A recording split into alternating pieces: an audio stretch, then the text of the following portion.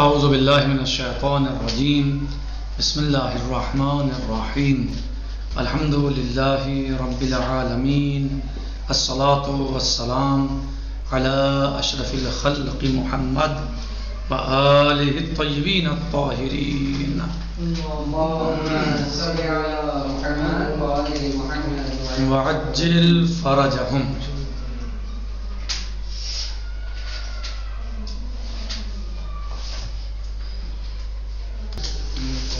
خیر، آج ہم جامع الروات کے بارے میں مختصر گفتگو کرتے ہیں، چونکہ یہ کچھ گفتگو ہم نے اس پہ کی ہے گزشتہ درس میں، کچھ آج کرتے ہیں لیکن تھوڑا اسے شروع سے لیتے ہیں. یہ کتاب شیخ محمد بن علی اردبیلی کی تالیف ہے، جسے مرتب کرنے میں موصوف نے 20 سال کا زمانہ صرف کیا ہے، اور اس میں تازہ ترین رجالی اصول و قواعد ایجاد فرمائے ہیں، جن کی بنا پر بہت سی مجہول یا ضعیف یا مرسل روایات کا حال معلوم ہو گیا ہے، اور انہیں صحیح یا مسند کا شرف حاصل ہو گیا ہے، اور اس طرح قابل عمل اور قابل اعتبار ہو گئی ہیں. یہ کتاب 2 جلدوں میں شائع ہوئی ہے، جس پر دور آخر کے مرجع تقلید حضرت آیت اللہ بروجردی تابصرہ نے مقدمہ بھی لکھا ہے. کون سی کتاب پہ؟ جامع الروات. اس کے علاوہ موصوف یہ کتاب تصحیح الاسانید بھی ہے، ان کی جسے شیخ نوری نے اپنے مستدرک کے خاتمے میں فائدہ خامسہ کے ذیل میں مکمل طور پر بطور خلاصہ درج کیا ہے. مستدرک رسائل صاحب کتاب مستدرک رسائل جو ہیں شیخ نوری، انہوں نے اپنے مستدرک کے خاتمے میں فائدہ خامسہ کے ذیل میں مکمل طور پر بطور خلاصہ درج کیا ہے کہہ کو تصحیح الاسانید کے بارے میں. اس کتاب کا امتیاز یہ ہے کہ اس میں تمام کتب اربع کے راوی، ان سے روایت کرنے والے اور جن سے انہوں نے روایت کی ہے، سب کا بالترتیب ذکر کر دیا گیا ہے، اور اس طرح بہت سے اشتباہات دور ہو گئے ہیں، اور ہر راوی کا طبقہ بھی معلوم ہو گیا ہے. موصوف نے اپنی کتاب کے مقدمے میں اس نقطے کی طرف اشارہ کیا ہے کہ علماء رجال نے اگر یہ کام کیا بھی ہے تو ناقص طور پر انجام دیا ہے، اور صرف یہ لکھ دیا ہے کہ آپ سے بہت سے افراد نے روایت کی ہے اور ان کے نام نہیں آ رہی جناب، جس سے استفادہ ناقص رہ گیا ہے اور بات مکمل نہیں ہو سکی ہے. لیکن میں نے کام کو اس طرح مکمل کر دیا ہے کہ کتب اربع، فہرست شیخ منتجب الدین، فہرست شیخ طوسی، فہرست شیخ منتجب الدین رضوان اللہ تعالی علیہ، مشیخ الفقیہ، مشیخ تہذیب و استبصار، اور تمام کتب کے راویوں کو جمع کر دیا ہے، اور جن راویوں کا ذکر علماء رجال نے نہیں کیا تھا ان کا بھی ذکر کر دیا ہے، یا جنہیں رجال امام صادق علیہ السلام میں شمار کیا تھا اور وہ رجال امام کاظم علیہ السلام میں تھے، یا جن کے بارے میں لکھا تھا کہ ان کی کوئی روایت نہیں ہے اور ان کی روایت موجود تھی، سب کو ایک مقام پر جمع کر دیا ہے، تاکہ اگر روایت ضمیر کے ساتھ ہو کہ میں نے ان سے سوال کیا تو یہ معلوم ہو جائے کہ اس ان سے مراد کون ہے.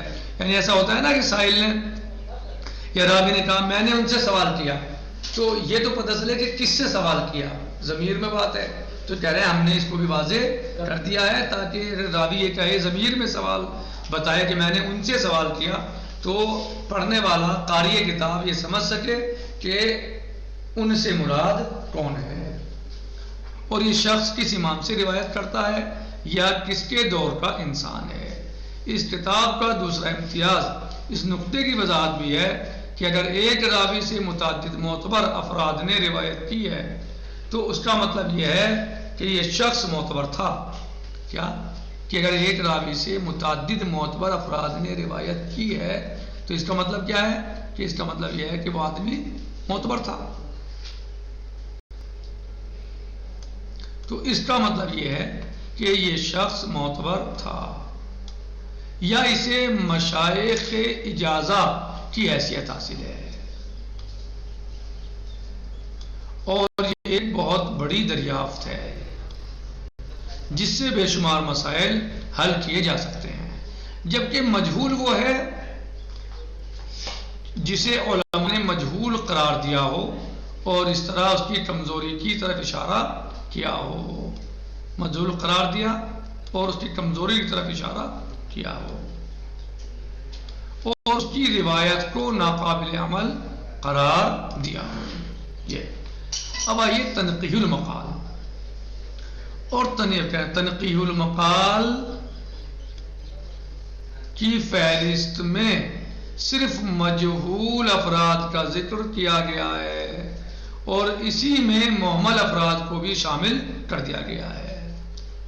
مہمل افراد کو بھی یعنی مجہول کہہ کر یعنی تنقیح المقال میں کیا ہے فہرست میں کہ صرف مجہول افراد کا ذکر کیا گیا ہے اور انہی میں مہمل کو بھی شامل کر دیا گیا ہے. تو اگر دیکھیں وضاحت کے اعتبار سے تو اس میں تھوڑا گیچ ہے, گنجلک ہو گیا نا, لیکن جس کتاب میں مہمل کو الگ اور مجہول کو الگ کیا گیا ہو تو زیادہ صاف اور واضح ہے. صحیح, وہ طریقہ زیادہ صاف اور واضح ہے. تو تنقیح المقال میں کیا کیا, صرف مجہول افراد کا ذکر کیا اور انہی میں مہمل کا ذکر بھی کر دیا گیا ہے. اور یہ بات منتہی المقال کے ساتھ مخصوص نہیں ہے بلکہ شہید ثانی رضوان اللہ تعالی علیہ کے دور سے یہ خلط ملط چلا آ رہا ہے. شہید ثانی کے دور سے خلط ملط چلا آ رہا ہے. جبکہ میر باقر داماد نے اپنی کتاب الرواشح السماویہ میں یہ وضاحت کر دی ہے. تو یہ میر باقر داماد نے اپنی کتاب الرواشح السماویہ میں یہ وضاحت کر دی ہے کہ مجہول اصطلاحی کا اطلاق صرف مجہول پر ہو سکتا ہے جسے علماء رجال نے مجہول قرار دیا ہو اور مہمل کو مجہول نہیں قرار دیا جا سکتا ہے. ٹھیک ہے, کیا وضاحت کی انہوں نے, دیکھیے توجہ دیجیے, نشان لگائیے, محمد علی نشان لگائیے. میر باقر داماد رضوان اللہ تعالی علیہ نے اپنی کتاب الرواشح السماویہ میں یہ وضاحت کر دی ہے کہ مجہول اصطلاحی کا اطلاق صرف مجہول پر ہو سکتا ہے. صحیح, جسے علماء رجال نے مجہول قرار دیا ہو. کیا مجہول قرار دیا ہو, علماء رجال نے جسے مجہول قرار دیا ہو, جسے علماء رجال نے مجہول قرار دیا ہو اور مہمل کو مجہول نہیں قرار دیا جا سکتا. وضاحت ہو گئی. انہوں نے کیا کیا اپنی کتاب میں کہ مجہول کا ذکر کیا اور مہمل بھی اس میں داخل کر دیے. دیکھیے شیخ تہرانی انہوں نے کیا کہا میر داماد نے کہ مجہول اصطلاحی کا اطلاق صرف مجہول پر ہو سکتا ہے. صحیح, جسے علماء رجال نے مجہول قرار دیا اسے مجہول کہا جا سکتا ہے اور مہمل کو مجہول قرار نہیں دیا جا سکتا. یعنی مہمل الگ ہے, مجہول الگ ہے. خیر, اسی پر ہم اکتفا کرتے ہیں, کل انشاءاللہ باقی آئے گا. الحمدللہ رب العالمین. کہ وقت تمام ہو گیا. السلام علیکم ورحمۃ اللہ وبرکاتہ.